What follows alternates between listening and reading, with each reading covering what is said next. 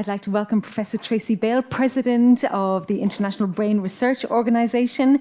We've also got Dr. Tomás Ryan, a FENS-Kavli Network of Excellence, Dr. Joachim Scholp, Global Head of Translation Medicine, CNS and Emerging Areas at Boehringer Ingelheim, and finally Dr. Andy Keller, President, Chief Executive Officer, and Linda Perryman Evans, Presidential Chair of the Meadows Mental Health Policy Institute.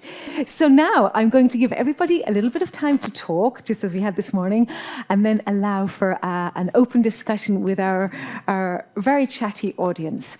So, since you're next to me, you go first.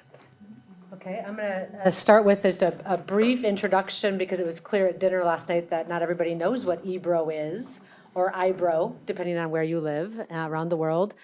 The International Brain Research Organization is the oldest neuroscience organization in the world. It is now 63, I'm looking at Natasha to correct me, I think it's 63, 64, we'll just round up, 64 years old. It was originally formed in Canada and then moved its home base to Paris to be more centrally located.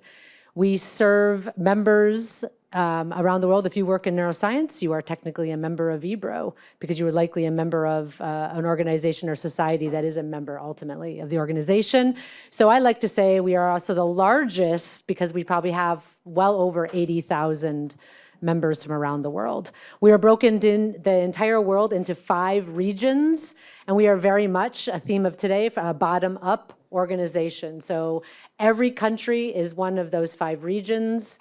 We have committees in each 5 of those 5 regions, and those committees themselves determine the needs. And so all of the funding that comes to our organization, largely through our journal, Neuroscience, of which our editor-in-chief, Juan Lerma, is sitting right here. And so if you're interested, have a paper, anything, a hot topic you want to submit, please come talk to Juan. All of the submissions that come to the journal as part of our contract with Elsevier is our budget. And our entire budget every year, between 3 and 4 million euro, goes out into the world, around the world. And since I'm tasked with discussing capacity building, I wanted to highlight that the way we think about capacity building is bringing individuals from around the world, no matter where you are and interested in neuroscience, especially neuroscience research, do you have access? And that's the word we've heard a lot today, and I wanted to highlight the word equity. And that equity, in distinguishing it from equality, it just does not mean that there are equal resources, but those equal resources are available equally. And I think that is determined by a region, by a country, by a city, by a community, of how they gain access. And so one of the things, I'm looking at my team here who are here from EBRO, who have really elevated both the equality and the equity of neuroscience resources and training. And one of the ways to make sure that individuals in areas in the continent of Africa, in areas of Latin America, and in Asia, et cetera, know about these resources is that we have a great communications agenda where we are able, through social media and other mechanisms, let individuals know that there are ways in which we can fund travel if you want to attend a conference. If you want to go and train in another country and bring that information that you've gained and start your own research lab back where your home country, we have fellowships for that. There are ways to normalize access and resources around neuroscience. So in capacity building, elevating the training access to attend a conference, to go to another location and learn a neuroscience training technique that might be something you could bring home. So there's a soft, I'm looking at my notes that we have so many opportunities at EBRO. We have soft skills training, right? So if you are from a school or a university where you didn't have development around writing a grant proposal, right there now the access to those funds is already limited for you. Or you didn't have access to helping you figure out how to write an abstract to submit for the EBRO World Congress, which is coming up in Granada. That's a plug right there. What are the dates? The dates are September 9th to 13th in Granada. Which year? This year. This year. September, don't miss it. That's right.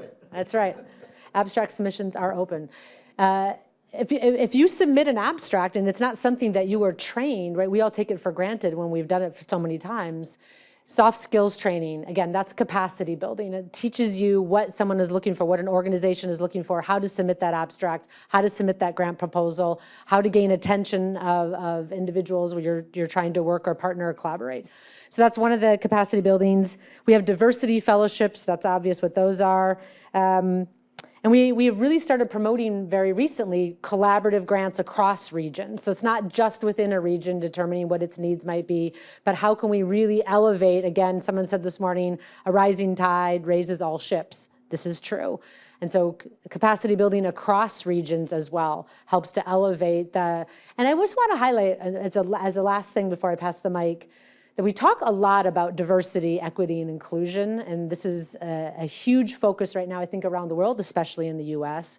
But it's not just checking a box. Diversity, equity, and inclusion is valuable. And I think we sometimes forget that part of the conversation. So talking about global brain research and global mental health, that aspect of looking through the lens of how another individual or another community has experienced something, I think is so important to understand that value of what it brings to the table. As scientists, what it brings to the table when you're able to take different viewpoints, whether or not it's cutting edge science, or maybe it's just really a creative way of approaching a problem. So. Thank you so much, Tracy. Oh, you have a big question. I actually want to turn to Tomás next, in fact, because we're going to talk about fundamental research, which was spoken about also this morning by Irene. And you're going to also focus on funding for fundamental research. Okay, thank you. So I'm going to follow what Irene Tracy said today in a way I think that was quite diplomatic. I'm going to try and be slightly more provocative in advocating for the importance of basic fundamental discovery research in Europe, because I think that we are currently really at risk of missing opportunities and dealing with how we actually understand the brain. Neuroscience is, I think, quite different from other areas of biology in that we don't actually understand the organ we're studying, not really. And there are very good reasons for this. It's a very challenging field, but it's changing. And the reason it's changing is for a number of things. I mean, neuroscience is in many respects unrecognizable from when I was a graduate student, and it wasn't that long, from when I was an undergraduate student, which wasn't that long ago. There are a number of technological differences that allow us to study the brain, monitor the brain, and intervene with the brain in a way that simply didn't exist in 2005. Furthermore, there is a new generation of basic neuroscientists who are highly interdisciplinary, highly adaptive, and highly competent in how they go about their research. There's really a generational and cultural shift in how we do things. We used to be more siloed, now we're more integrative.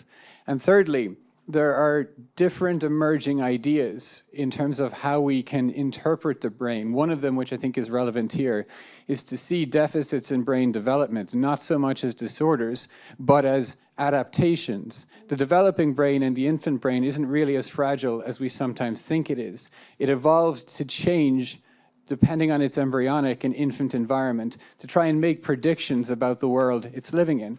So neither brain health nor mental health may be the right way of thinking about this. We're really talking about the fit between the development of the organism and the environment it's expected to grow in. And we don't really have a concrete scientific language for dealing with this. Because of all these changes, it's likely that we're going to be in a position as a society to be making significant advances in our basic understanding of the brain in the next 10 to 20 years.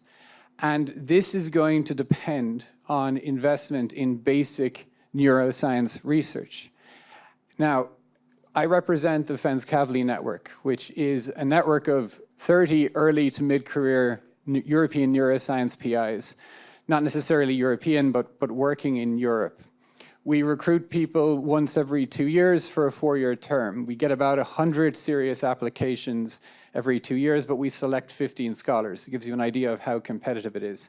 And we meet 2 or 3 times a year, first of all for scientific networking, which has already been highly impactful, but also so that we can develop a voice for early career European neuroscience researchers. And it is my opinion that the European ecosystem offers a lot of opportunity for making strides in basic neuroscience research. There's a couple of reasons for this.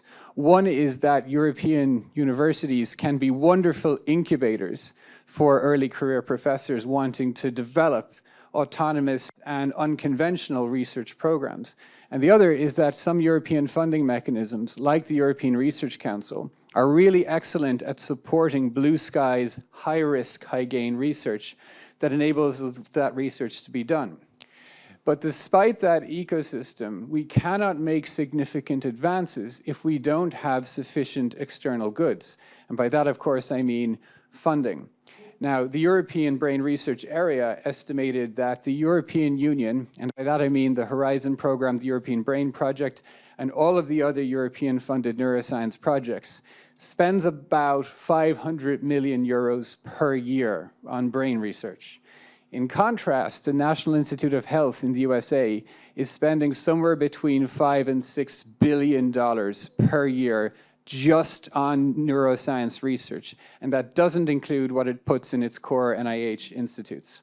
So we are nearly a factor of 10 or more off at the level of investment that we need to be to compete with the US, and I think this is a major problem. It's also clear that if you compare the overall health research budgets between the US and the EU, we give disproportionately lower funding to brain research relative to other areas of health. So we have 2 comparisons we should be looking at. One is American investment in neuroscience. The other is European investment in cancer and infectious diseases, who are doing a better job of making the case for how they should be supported in terms of their fundamental research. So in the spirit of this community, which of course includes patient organizations, neurological organizations, psychiatric disease organizations, and so forth, we are all trying to deal with the 800 billion euro cost that brain disorders are putting on us. But that 800 billion euro does not include what COVID is going to do to us and is doing to us. And it also doesn't include all of the costs that damaging or not ideal developmental outcomes that are occurring all the time that aren't necessarily quantified as disease is also happening. So I think that when we're having this discussion about how we're going to be a broad tent that is representing brain health in Europe, but also a tent of very different things, it's important that we keep policymakers and decision makers very aware of how all of what we are doing necessarily stems from basic discovery research. That is understood in the American Congress. I don't think we have yet arrived at a stage in Europe where it's understood in terms of the decision makers that are concerned with health. And that's all I want to say. So. Thank you very much, Tomás. You've put it very eloquently as well. And I know we're going to hear from Australia quite soon in the next panel, and we'll hear about what they're doing there. In fact, I'm going to turn now to you, Josh, because we're moving on to the translational drug discovery part now. So tell us your 8 minutes worth. Right. So first of all, it's great to be here, and everything I'm going to say, of course, it's it's coming from somebody coming from the pharma industry. So please keep that in mind, right? So we heard a lot about the burden of mental disease this morning, and I was very happy to hear that actually it has 2 components, right? There is the medical burden. There's the burden to patients. There's the burden to caregivers. There's the burden to families. That's one thing. But there's also a burden to societies. It's an incredible burden to countries, to societies, to governments. While I read estimations that there's about 1 billion of people worldwide with a mental health issue, and I also read estimations that there are what governments, what societies are spending on mental health, it goes in the trillions. So it's a really huge burden. It's a really huge issue. Now, What we also were discussing this morning is where are we in terms of innovation? I would like to make a statement now. I think, and again, please forgive me, I'm coming from the pharma industry. I think there's a lack of innovation. What I mean by that is not that I don't see, the innovation that has been made on a scientific side. There's no question about that. When you look back the last 10 years, the last 15 years, what we know today and what we haven't known 15 years ago, that's incredible. What I mean is, again, coming from the pharma industry, success for me is I develop a treatment to the market, and this is a treatment that makes a real difference to patients. And when I have that criterion, and I look back the last 20 years, not a lot was happening, to be very honest. So that's what I mean when I say there is a lack of innovation. It's really us in the pharma industry. We were not able to deliver better medicines. The question is why is that so? And I think there is a couple of reasons. One is there is this incredible heterogeneity of patients with mental disease, with mental illnesses. We have not a very good understanding of the pathophysiology, and we, as the ones who design clinical studies, we were not able to, to draw in that diversity of patients with mental illness. When you look at the DSM-5 framework, it has been a very successful framework in terms of diagnosing patients. What it does, or what it did when it was first put up, is it gave clinicians for the first time a common language to speak about these diseases. But it's not based on the underlying biology, and I think that is exactly the problem. So in order to advance innovation in that area, I think what we need to do is we need to go back to the biology, to basic research, basically. So I think the art will be to define the underlying neuronal circuits that are responsible for certain symptoms in certain symptom domains. Connect these underlying neuronal circuits to these specific symptoms and connect that to very specific targeted treatments. That's, I think, what we need to do. Having said that, there's a lot of challenges. First of all, I don't think we truly understand what patients need. So it really starts with understanding the patient better and having the patient as a part of that process. What I mean by that is a patient doesn't suffer from borderline personality disorder. A patient suffers from the fact that she takes rash decisions and has negative consequences of that. That's what the patient feels. So we need to start with the patient, and we need to make sure that whatever we do, it's in line with the patient needs. One great example is the patient-focused drug development initiative of the FDA. And there was a meeting in November last year on schizophrenia, and it was basically bringing together patients with schizophrenia, family members, caregivers, to better understand, okay, what is it really that the needs are of these patients? So understanding the patient, that's one thing. The second thing is we need to understand the underlying circuits. We need to understand the biology, and we need to validate these circuits. So that's the connection to basic research, right? We need to be able to identify these patients. We need to develop biomarkers. We need to develop technologies so that we can identify a homogeneous group of patients which has a problem with a specific circuit, a specific neuronal circuit. When you think it through, there is no regulatory framework for that at the moment. So that's the next thing. How do we convince regulatory authorities to write us a label for these new treatments? And I could go on like that. So what I'm trying to say is this is really a huge undertaking. It's really something that will, if it is successful, that will change psychiatry.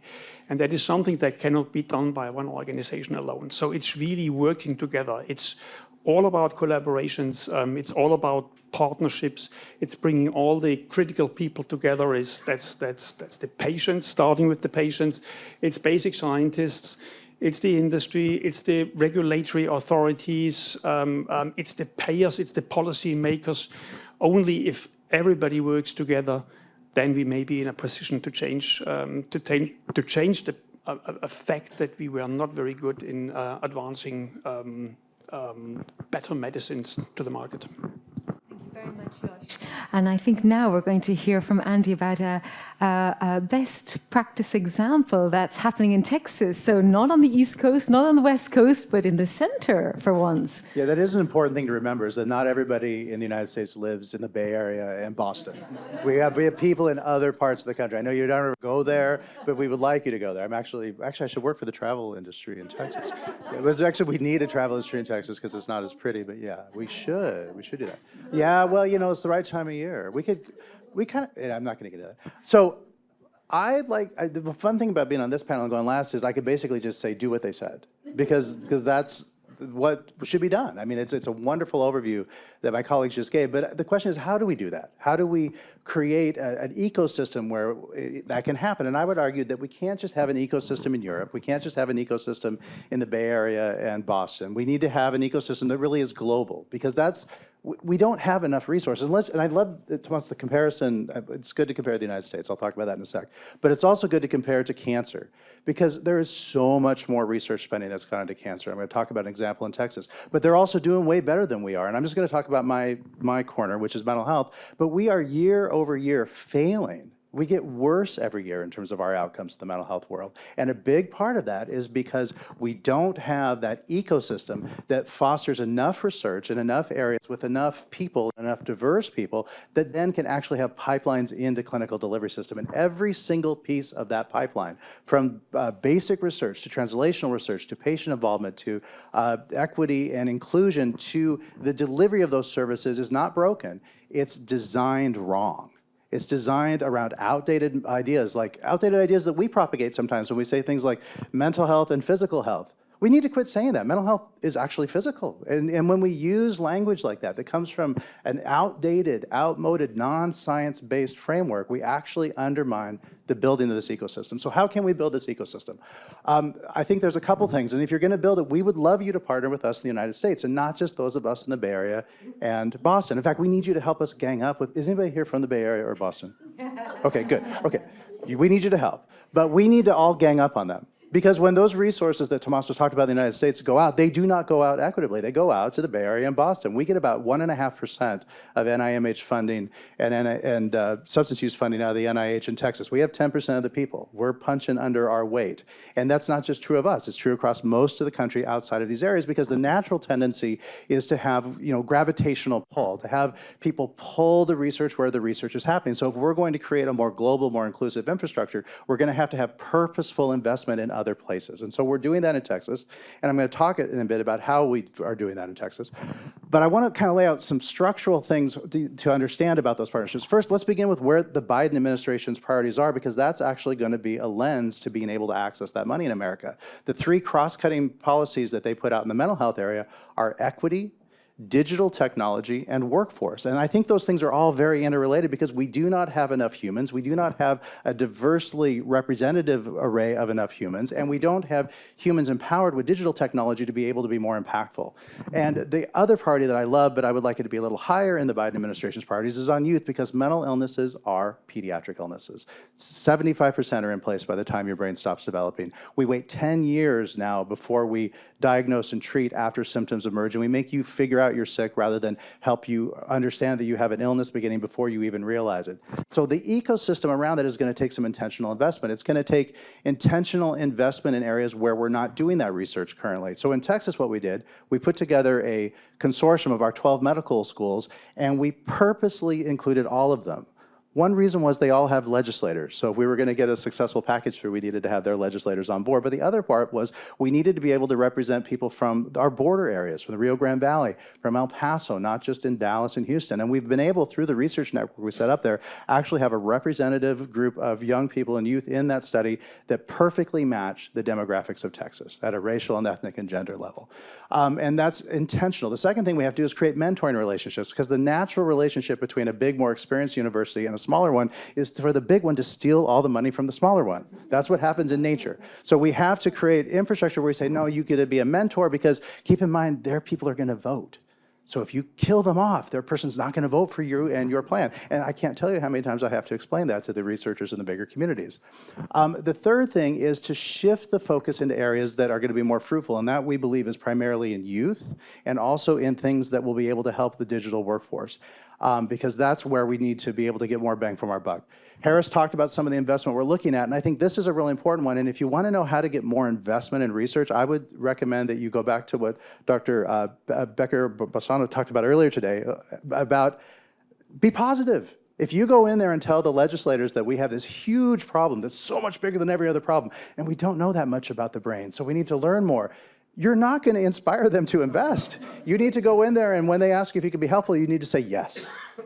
And stop there. I mean, like, that's one of the biggest things that we coached our researchers on, was the skepticism is fine in the laboratory, it's essential, but it is not helpful in a legislative hearing. Just get up there and tell them, yes, you believe you can be helpful? Because if you don't, why are you up here helping me advocate for money? If you don't believe you can be helpful, no one's going to give you any funds. And it has to include the entire panoply of research. So what does that look like in practice? One of the things that we're most excited about in Texas we're doing is actually a partnership that we have with Harvard Medical School, which is in one of those areas that I was talking about earlier, but we brought them to Texas. And we partnered with them with a project that actually originated in India, where they empowered Dr. Vikram Patel's work. We're empowering, it's actually called Empower, lay workers, lay people with digital tools to help them deliver evidence-based mental health care, which people can do with very simple tools. The first thing we had to do to get that to the United States was to translate it from Hindi into English. That actually took some resource to do, which I think is wonderful. I mean, it's a wonderful thing, because we have healthcare deserts in the United States, just like we do around the world. We don't so much in Boston, but we do probably in some parts of Boston. And then the second thing we did was we had to translate it into Spanish, because we have a lot of Spanish-speaking people in the United States. Now that we've done that, well, we're not quite done doing that. We will be in the fall. Then we can begin partnering with people to export that into other parts of the Americas and other parts around the world. So this sort of cycle where we come together, we bring the resources into underserved areas to try to leverage the expertise that we build in some of these more gravitational centers. And I think by working together, we can do that. And really, I like the raising all of the ships. That was kind of a nice thing. But we have to intentionally do that, because some of the ships aren't well positioned to be raised. Thank you. Thank you so much. Firstly, I know English is not the first language of everybody here. Does he speak very fast?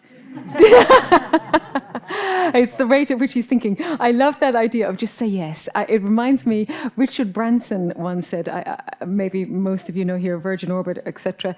He once said, if you're asked to do something, just say yes and learn how to do it later. That was his philosophy, and he's done quite well out of it. So, yes, so here we go. We've got, we have a question already. That was quick. Okay, let's open the floor to questions. So we have 35 minutes for questions. No, we have about 25 minutes of questions. Thank you. Marco Mowinkle. I spent a lot of time in the pharmaceutical industry. Most recently, I was involved in Compass Pathways, which is developing psychedelics for the treatment of treatment-resistant depression, to start off with. So I have a very strong interest in mental health for multiple reasons. And I love what you said, Joachim, on why the pharmaceutical industry pulled out of the space. It's coming back a little bit, which is encouraging, but still the investment level is way below where it should be. You enumerated a number of reasons. I think there's one reason that perhaps I would add, which is it's very hard to measure outcomes. And outcomes are not measured very systematically. And if we can't improve what we can't measure. So I wonder whether anyone on the panel might be able to comment on how do you think about measuring the impact, the outcomes. And we talked about brain capital. Do we need a new metric? We use very outdated scales. They're very subjective. They do the job for regulatory purposes. But are they really capturing what matters to patients? That's the question I have. Well, I think it's a very complicated question because, as also has been said, we don't even have the right vocabulary set up yet for the questions that we're asking. It seems like the input and the output is quite difficult. But it's an excellent question, and you're absolutely right. And this is really something we are struggling with every day.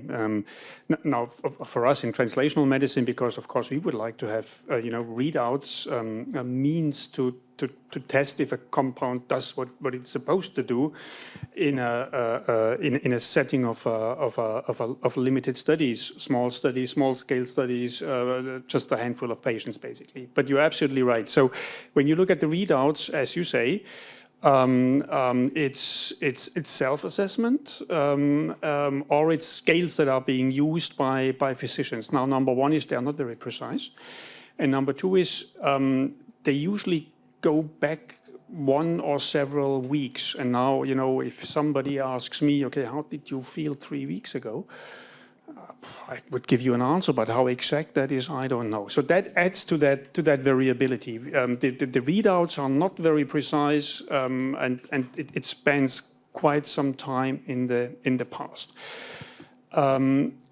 There's two dimensions, I think, in terms of improvement. One is when we take that notion of precision psychiatry more serious, meaning we develop treatments for specific symptoms and symptom domains, we need to assess.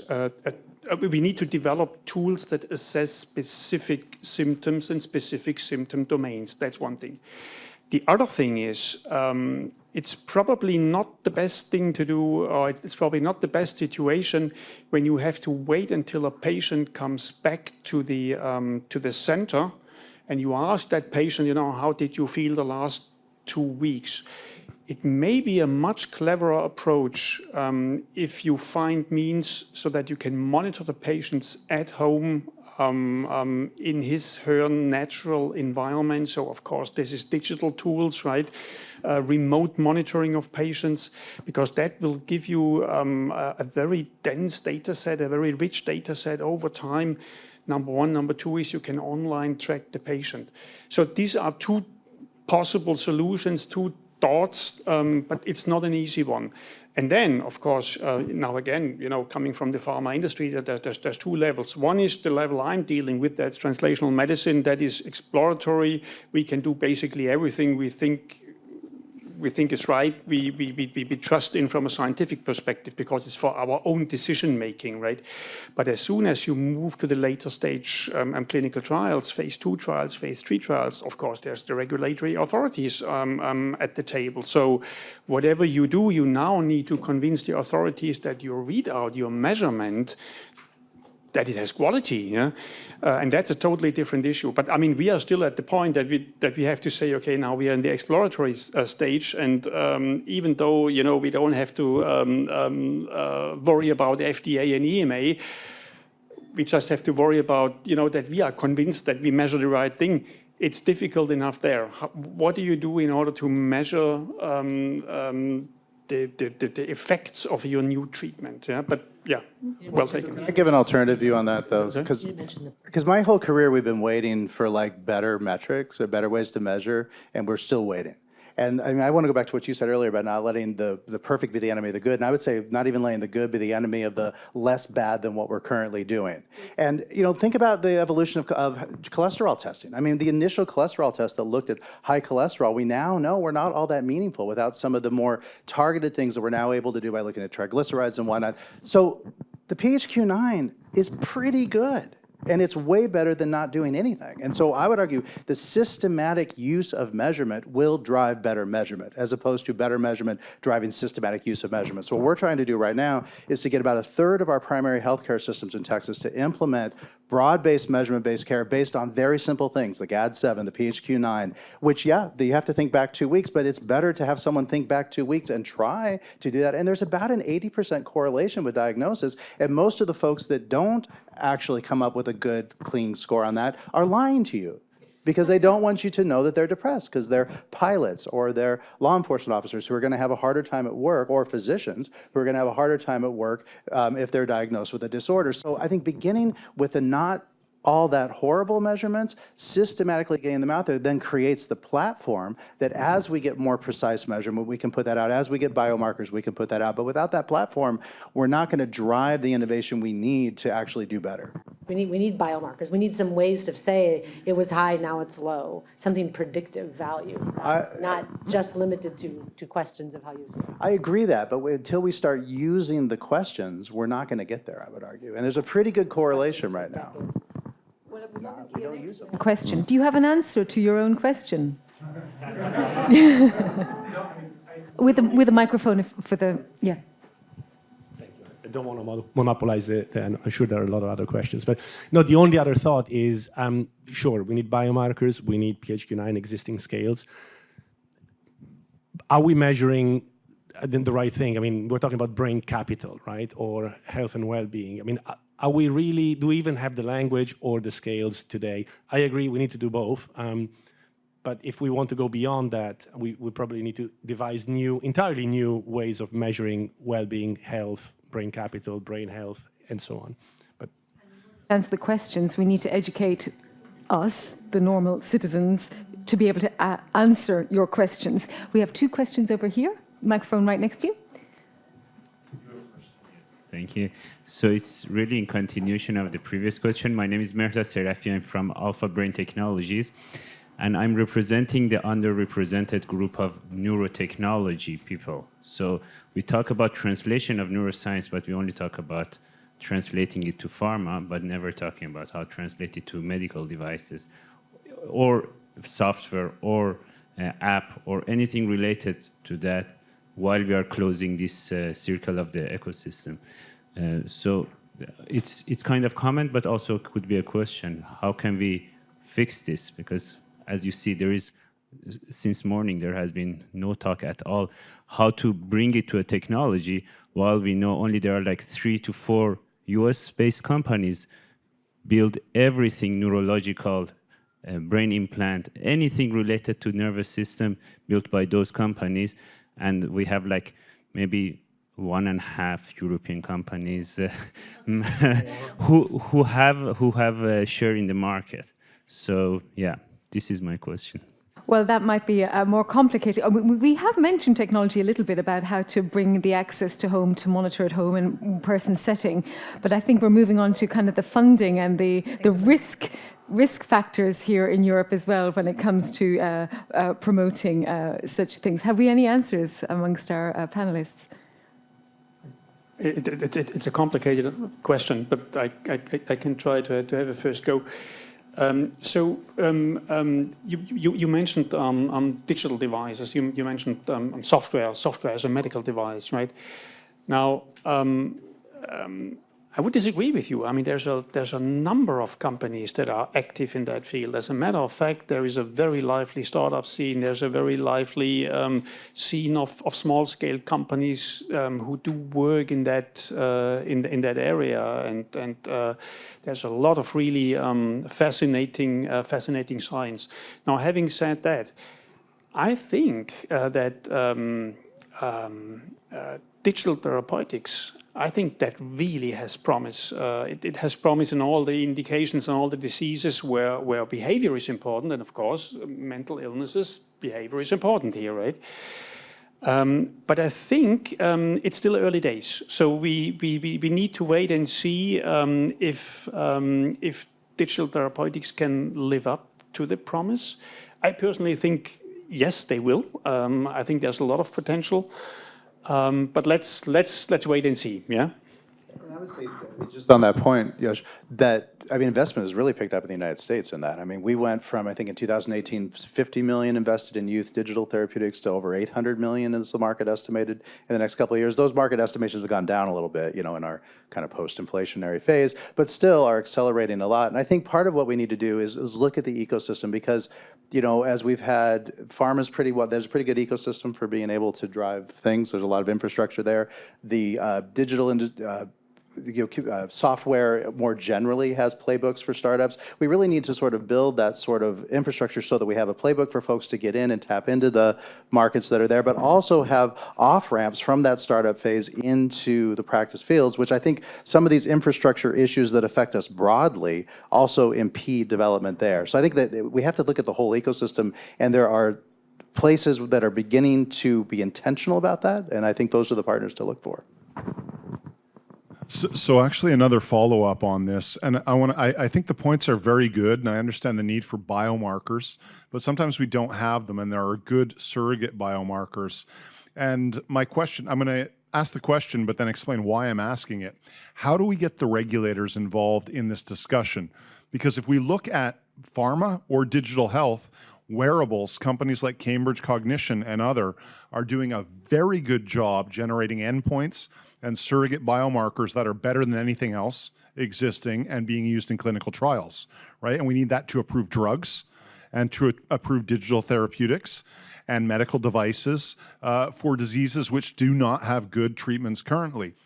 On the other hand, I've seen pharma, and I won't mention which one, and patient organizations absolutely livid that, for example, in ALS, the regulators will not consider MRIs as a surrogate biomarker, and brain scans, right? So how do we, so we've got healthcare, pharma, patients, neurologists, neuroscientists. How do we involve the regulators in this? Because there's delivery of care, but there's also approvals in some cases. And without the regulators buying in, there are advances that could be brought to patients which can't move simply because they're not considering possible biomarkers that everybody else agrees would, surrogate markers that everyone else agrees would be very useful. It also comes into the ethical questions that have been mentioned a couple of times this morning. And of course, it could lead to medical tourism, which is another issue potentially. I do realize I'm finding my role here as being the negative person, and I apologize for that. For the regulatory authorities, very easily, what counts for them is that you show a clinical relevant effect for patients, right? That's all that is. Now, that is very difficult to show in mental illnesses because we have these readouts that are not very good, and not rarely we see an effect on these readouts, but it doesn't translate into an improvement of functioning of patients, which is, at the end of the day, that's what counts. Now, coming to biomarkers, and again, sorry for being negative here. We don't have any surrogate biomarkers in CNS. There is no surrogate biomarker. Surrogate biomarker is a biomarker that can be used instead of a clinically relevant endpoint, a clinically relevant readout. Meaning, if I have an effect on the biomarker, I can be 100% sure that I have an effect on the clinically relevant readout. We don't have that. Now, again, what I do and what my team does, I mean, we use biomarkers, right, all the time. Imaging, fMRI, PET, EEG, MEG, whatever, yeah. But the point is, all it tells us is that that compound that we are testing, it does mechanistically what it's supposed to do in humans. That translation then later on into a clinically relevant effect, it's not there. And that is a real development risk. That's one of these reasons why so many companies have moved out of CNS and of neuroscience, because you have this incredible development risk. Only after a large phase 2 study which costs you a couple of million, you do know, well, no, you don't even know then, but you have a first understanding, will your compound work, yes or no? And of course, that's a huge investment. So when we do our small-scale exploratory proof of clinical principle studies, which is, I don't know, something between 3 and 7 million possibly, all we can say is, mechanistically, the compound does what it's supposed to do. Does it translate into a clinical relevant effect? We don't know. So there is no surrogate marker, I'm afraid. If we would have one, that would be fantastic. also think too about what is the regulatory environment you're going to be working in, because you can pick different ones. I mean, one reason I really like working in Texas is we have less regulation there, and we can run things. Now we still have the FDA for meds, but for digital stuff, well, but I think but there's risks in that. I mean, so that's where you have to, I think, have transparency, patient involvement, sort of. I mean, you really have to, if you're going to be in a less regulated environment, you're going to have to, you have the risk we talked about of non-effect, but also of harmful effects. So you just, I think, transparency and whatnot. And there's trade-offs in all this, right? I mean, there's no single path that's going to have the perfect mix. And that's why we need to have multiple research going on in multiple places, I think. So I feel as president of EBRO, I want to make sure we don't have this conversation without looping back into the fact that we have the word global in this title. But again, to the word equity, because psychedelics were mentioned several times today, and I want to use that as the example. Do you have any idea how much it costs? Because several states in the U.S. have approved psychedelics. And so do you know what it takes? It takes an entire day, and 2 trained individuals have to be in the room with you for the entire day. Do you know what the cost? This is not accessible treatment. It's very expensive, and this is the case for a lot of medications in the U.S. There's a whole thing now about some of the anti-obesity drugs, right, and how expensive they are, and insurance companies. And I wanted to loop back because, one, I think it's important to think about accessibility when we're coming up with these ideas of things that can be, yes, they may be positive outcomes. Psychedelics may be one of those, but it is not going to be easily accessible for many places around the world, or even within certain countries, of course. But that equitability piece, I think, is so important as we're sitting here talking about what the next drug targets and how we pursue them. I do think that it's really important that we keep that in mind. And I also think it's really important on the mental health side. We had a whole discussion this morning. We went back and forth, and I think you kindly pointed out that we talk about mental health or brain wellness, or what do we want to define it.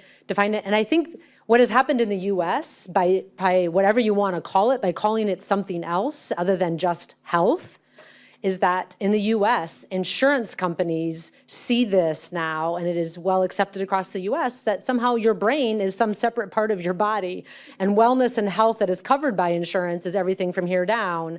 And if it's anything related to mental illness, et cetera, you oftentimes cannot get coverage for the majority of Americans. And if you can find someone to see as a psychiatrist, you're lucky, much less you're going to have to pay out of pocket. And so I want to really be careful that we don't call so much attention to this as distinct for good reason, but the consequence to that has been really clear in the US, in that some reason mental health or anything related to mental illness is not covered by most insurance. Yes, we have another question here, right here in the corner, and then I'm sure we'll have yes, we have another question there. I know there's no shortage of questions in this room. Oh, already? Yes, already. Yeah, I had a question for the gentleman from Boehringer as well. And that is that somewhere in your beginning speech you said we don't really know what patients need. And as a patient myself, I think one thing that we do know is that we rarely only need medication. We almost always need medication together with talking therapy, or sometimes just talking therapy by itself. And I see a lot of opportunity in bringing those two closer together, because I think the psychedelics research is a good example where you really study it sort of as a combined intervention, but usually it's always a separate intervention. So I was wondering how the pharma, or in general, the scientific world is looking at that. That's another great question, and you're absolutely right. So, you know, in the beginning, I was advocating for, well, what we call precision psychiatry, meaning I have a specific circuit, I have a specific symptom, and I have a targeted therapy for that circuit and for that symptom. Now, looking at a patient with a mental illness, this patient has a lot of symptoms, right? So we cannot assume that, you know, by treating a patient with that very targeted therapy, that all the problems of these patients go away. Yeah, that will not be the case. On the contrary, I think what we need is a holistic treatment. We need a holistic management of patients with mental illness. And talking therapy, cognitive remediation therapy, yeah? I mean, that is something that is that has proven to be very effective. The problem, of course, is the accessibility. But the one does not exclude the other. As a matter of fact, I think at the end of the day, you need, in terms of that holistic treatment, you need different angles to treat a patient. And you need to ensure that there is access to that treatment. Now, that brings us back to the topic of digital therapeutics, because digital therapeutics, I mean, that is a possible solution to give patients access to talking treatment, to cognitive remediation, whatever, yeah? And can you combine that, you know, the pharmacology side and the digital side? Of course, I think we have to. It's now coming to light that menopause, women going through menopause and the menopause transition are likely to experience enormous impact from mental health. There's a sort of 60 to 70% of them have anxiety symptoms. It's often misdiagnosed as anxiety, or it's misdiagnosed as depression and treated in that way. And of course, that has a knock-on effect then on their career progression and them dropping out of the workforce, but also on their children. So we talk about the impact on mental health for children. And having a mother who is anxious, depressed, and struggling to sleep has big impact. So I wonder, you know, is there research, is there work being done in this area? What can we do? That Tomás, in our prep call, you mentioned the rodents you use are almost entirely male as well, or there was even an issue back to the rodents, not even us. The U.S. now has NIH, which has been brought up several times now, has a requirement. It's called SABV, sex as a biological variable, for across human studies and animal studies. Must be included. You cannot submit a grant that does not include. So that has changed dramatically in the U.S. That's a very short answer. It makes me feel that there isn't enough research, as we sort of know, Andy. What will Texas do? Having the priorities in place, I mean, we've had saying that we're going to do something is not the same as doing it. So we have to build in the infrastructure to do it. And I do think there is a lack of infrastructure. I mean, your chair at Answers, I mean, you guys are one of the leaders in looking at the hormonal variability in terms of the interaction with mental illness. But there's not a network of that built out in the same way nationally. And I think we have to, these are the types of conditions where we have to be intentional if our boats are going to rise, because if there aren't any boats, they can't rise. I'm sitting here as a patient with a migraine right now. But Audrey has come to my rescue, as so has Harris. So I know we have... Oh, you had a comment? No? Mahmoud. Okay.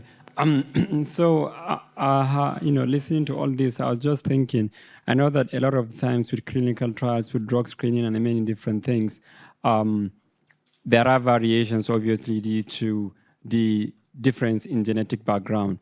So, you know, even in the case of Alzheimer's, for example, I think there are recent studies showing that, you know, the amount of tau that you pick in the CSF, you know, can vary depending on the genetic background of the individual, which means that at the end of the day, for some, the threshold for diagnosis will be different for others.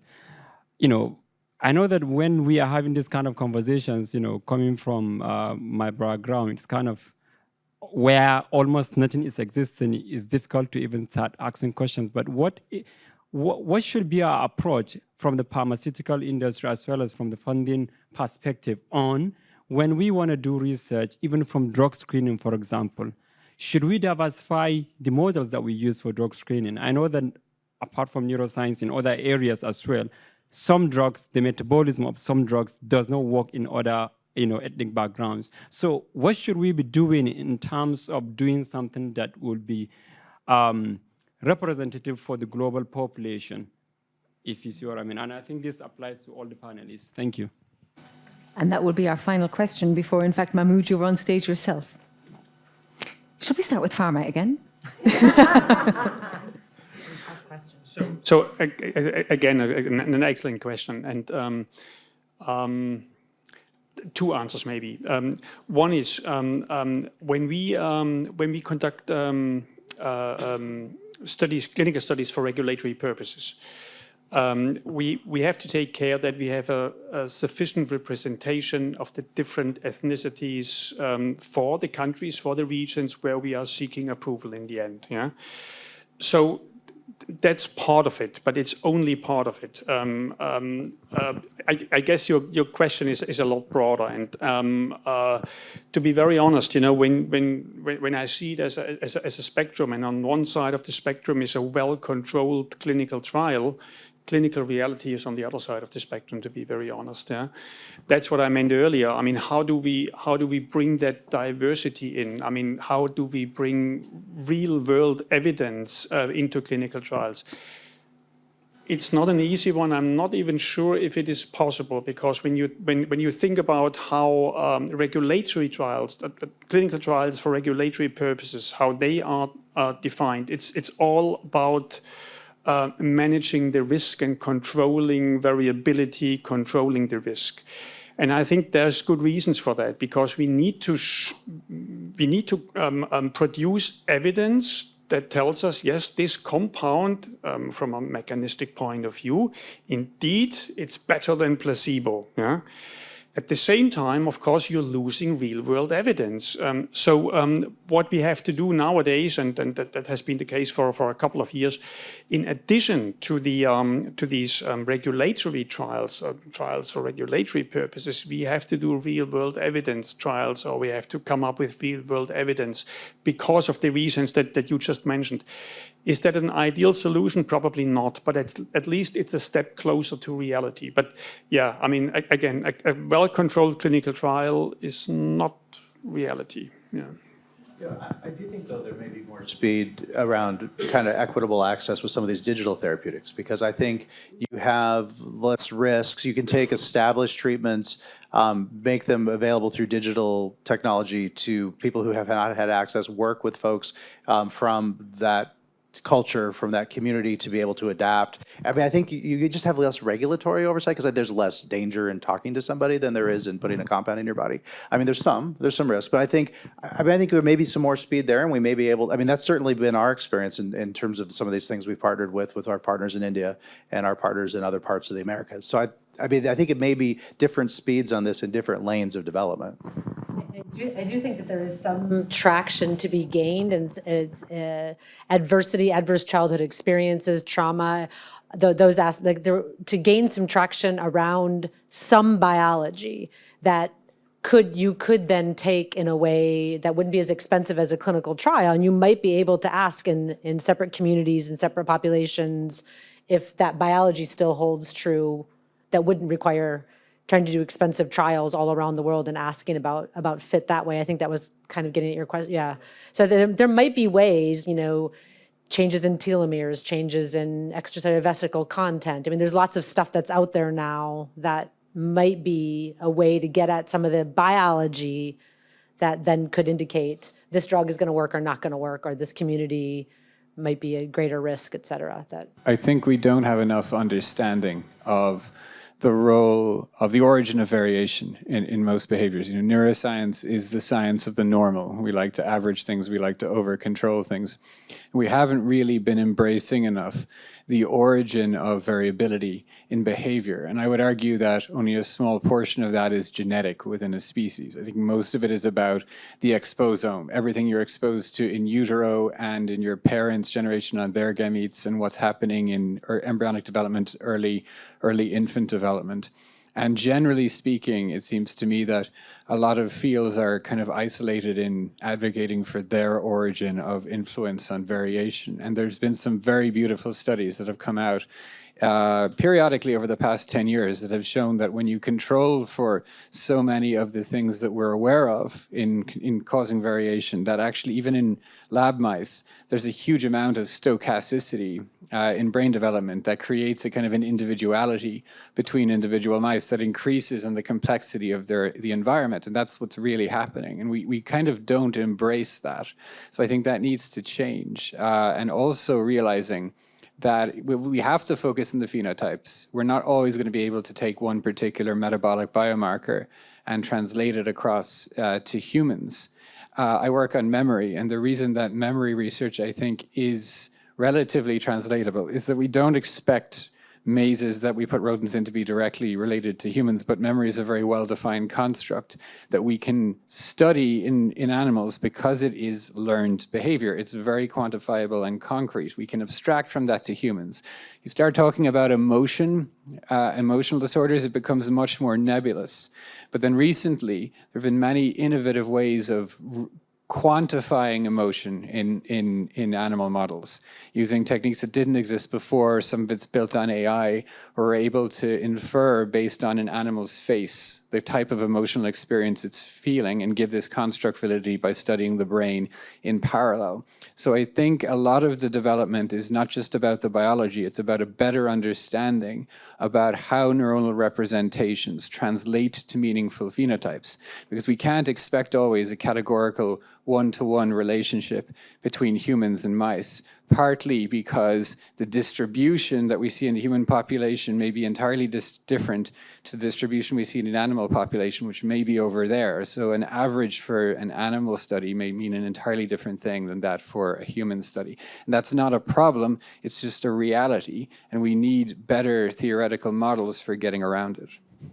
Much, Thomas, and just to pick up on that, it's reminding me the beauty and the complication of language, because I know language is something, we all speak different languages here, there's a whole multilingual audience in front of me, and also our culture. And in fact, I know there's been studies done about how people save depending on which language, and the best savers were those with Chinese and Japanese backgrounds, in fact, due to the way in which language is used in the different tenses. So lots of questions, and emotion is definitely a difficult thing, and changes person to person. Thank you all so much for your time and your expertise.